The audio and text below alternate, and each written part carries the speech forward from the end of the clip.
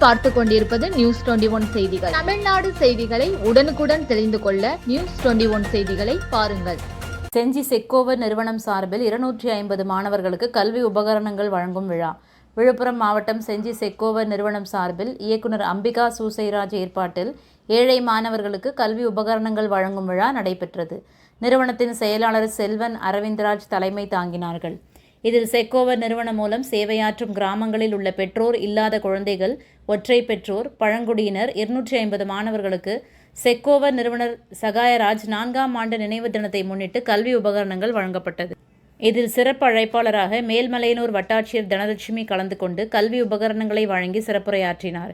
நிகழ்ச்சியில் சேத்துப்பட்டு புனித தோமையர் மருத்துவமனை அலுவலர்கள் சிஸ்டர் புஷ்பா மற்றும் ஏழுமலை துணை தாசில்தார் ராஜ்குமார், காவல் உதவி ஆய்வாளர் நடராஜன், சிறப்பு வருவாய் ஆய்வாளர் கண்ணன் மற்றும் செக்கோவர் நிறுவன நிர்வாகிகள், மாணவ மாணவிகள் கலந்து கொண்டனர்.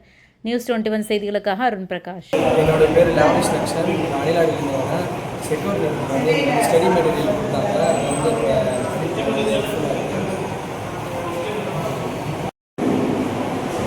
வணக்கம், என் பேர் ஜெயசீலன். நான் செஞ்சி செக்கோவர் நிறுவனத்தில் மோஸ்ட் சீனியர் ப்ராஜெக்ட் ஆஃபீஸராக வேலை பார்க்குறேன். இன்றைக்கி எங்கள் நிறுவனத்தின் சார்பாக 250க்கும் மேற்பட்ட பள்ளி குழந்தைகளுக்கு கல்வி உபகரணம் வழங்கணும். இது ரொம்ப மகிழ்ச்சியாக இருக்குது.